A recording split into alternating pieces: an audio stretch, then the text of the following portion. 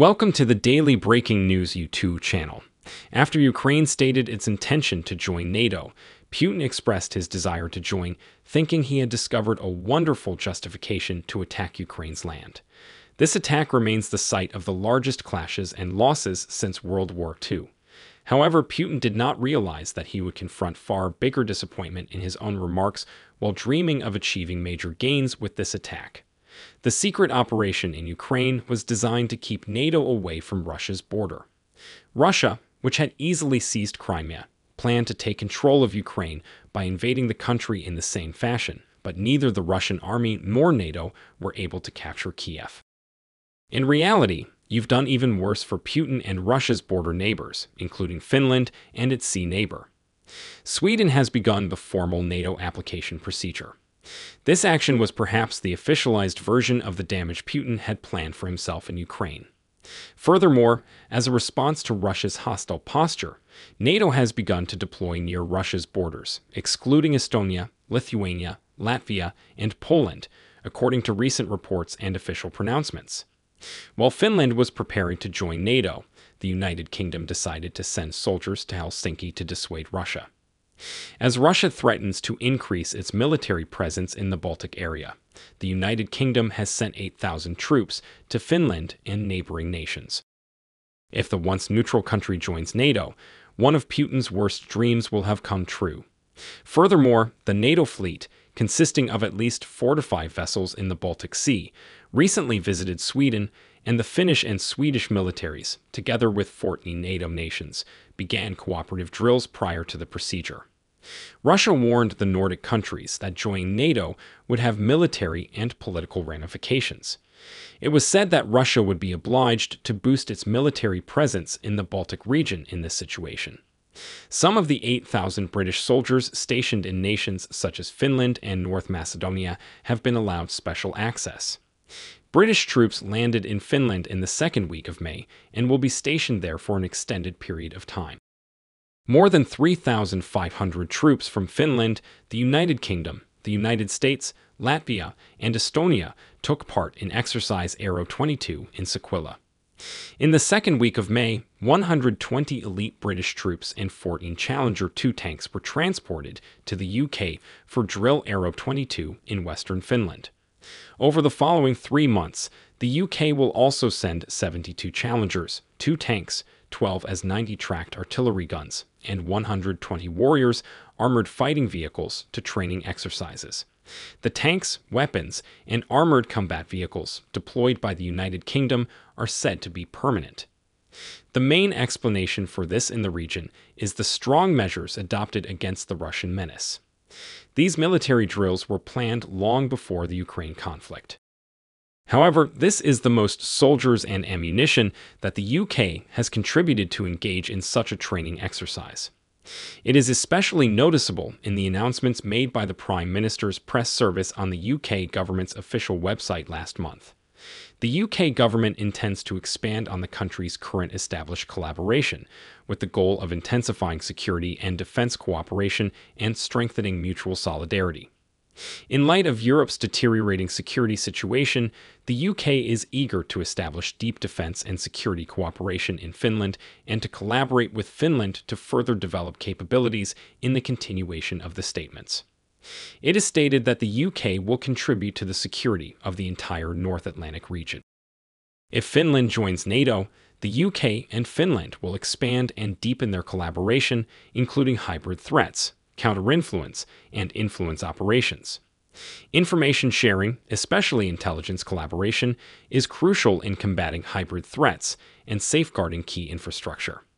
Both countries will collaborate on shared situational awareness, data protection, and cyber threat mitigation.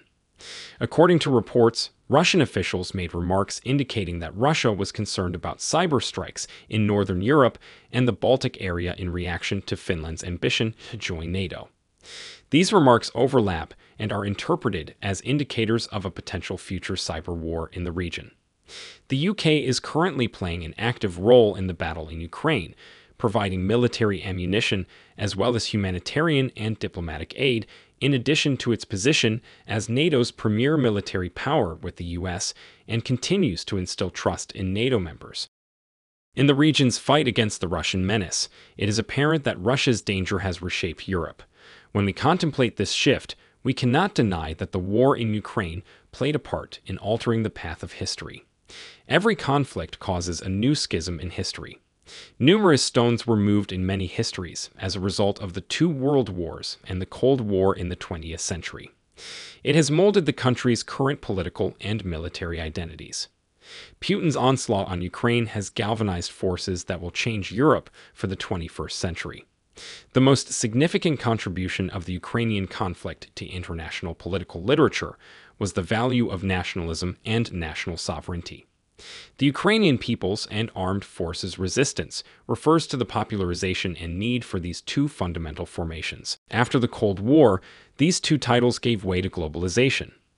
The second significant issue raised by this battle and addressed in this article is that countries that lack a powerful army or are not members of any alliance can be removed from the history page.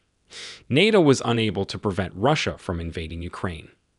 Finally, the third most crucial subject was that in a battle, peace was never the priority. The defending country saw that if it waited for peace, it would be able to abandon its area, and as in Ukraine, it was considered that a more acceptable strategy was to demonstrate resistance to the assaulting state and then sit at the table. At the same time, Germany and France, two of the most powerful countries on the European continent, were unable to take the lead in preventing the war, demonstrating that large powers are not necessarily strong leaders. The United States and the United Kingdom were unable to avert the Ukrainian conflict, although they did play a significant role in military and diplomatic assistance to Ukraine. Despite repeated statements to the contrary, Germany and France expressed reservations about Russia's invasion of Ukraine. The conflict prompted Berlin and Paris to abandon 3 decades of Russian strategies aimed at managing their ties with Moscow via a combination of economic and political measures.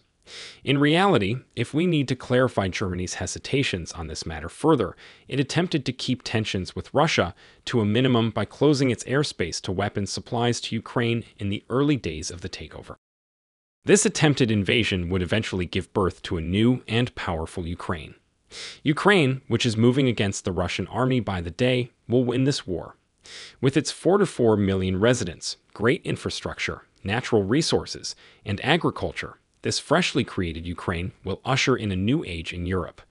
Even if Ukraine does not join the European Union, the encouragement it provides to Eastern European nations, as well as new partnerships and strong alliance links in the Black Sea, can provide the groundwork for the development of a new consortium. It has the potential to create a new political climate for Europe. The most fundamental example we can provide in this respect is Ukraine's superior alliance connections with Poland and Turkey throughout the conflict. Poland, with its welcoming attitude toward Ukrainian refugees and military backing for Ukraine, will be one of Ukraine's most important post-war friends. At the same time, Turkey established itself as one of Ukraine's most significant post-war allies with the shipping of Bayraktar TB2 to Ukraine and the actions it took on its behalf in the Black Sea. This might result in the formation of a new power bloc in Eastern Europe. We appear to be seeing the birth of a new Europe in the second half of the 21st century when all impediments to Finland and Sweden joining NATO are eliminated and they join the alliance. With this attack on Ukraine, Russian President Vladimir Putin seems to have unintentionally set the stage for a new age and made it easier for his neighbors to get stronger in the future.